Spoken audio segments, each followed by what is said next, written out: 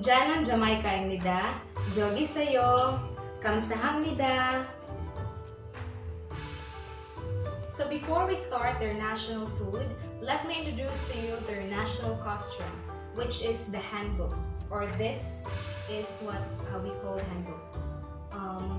What we call traditional clothing has a history or colorful as each garment. It was worn daily up until about a century ago.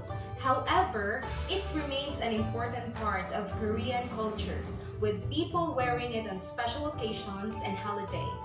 We take closer look into it. The Korean Handbook, which is the roots in present-day Northern Korea, Northeast China, part of the Mongolia, was designed to facilitate ease of movement. The fundamental structure of the traditional Korean dress, especially the jogori or the jacket, the baji or the trouser, and china, which is the skirt, was established during the Three Kingdoms of Korea.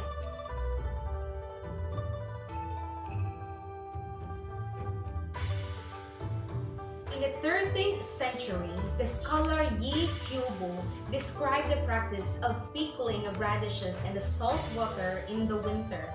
The customs that reportedly gained favor as Buddhism took hold and people were encouraged to eat more vegetables and less meat. Spicy kimchi dates back to 17th or 18th century when red pepper was introduced to Korea from Japan. Red pepper in turn originated in Latin America and found its way to Japan via Europe. Over the years, new ingredients were added and more sophisticated methods of fermentation were developed. Now let's start making their national food, which is the kimchi. Are you ready? Let's start!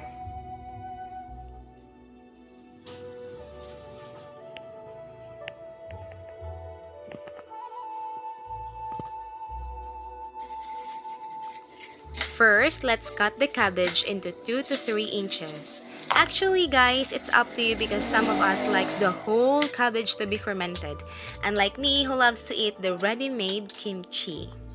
Then, we just separate it into a bowl ready for the fermentation.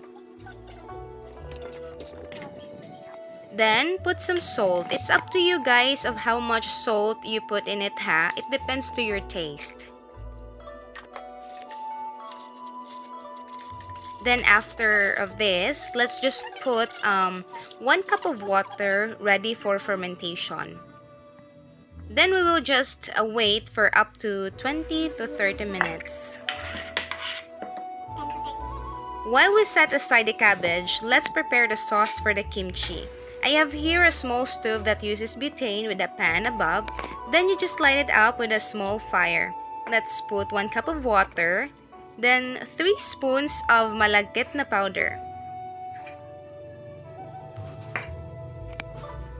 You just mix it properly that all the particles must melt. Both Korean and Filipinos have similar character because of their filial piety, respect to each mankind, and the way we bond to our peers.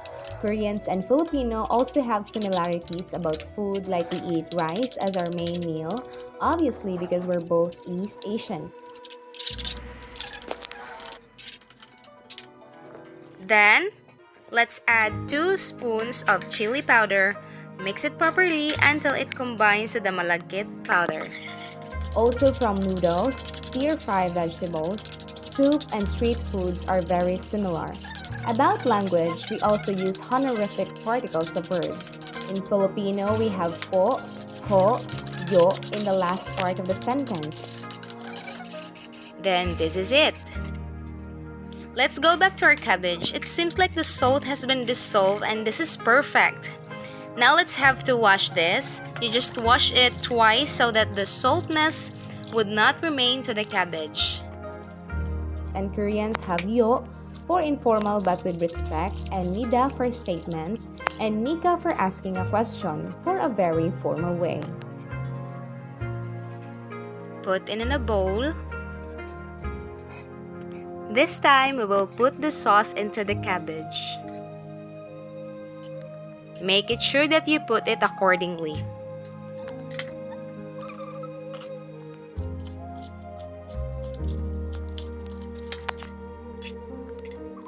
After you put the sauce into the cabbage, let's add 3 tablespoons of sugar.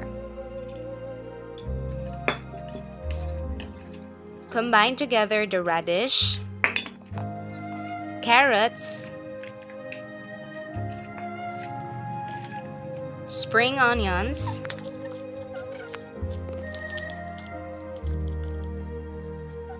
and the minced garlic. Don't forget to put the patis, 2 tablespoons of patis.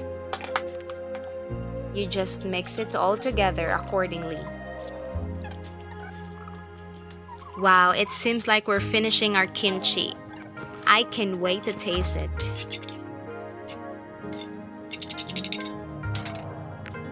And this is it. So this is the finished product of kimchi in Korean.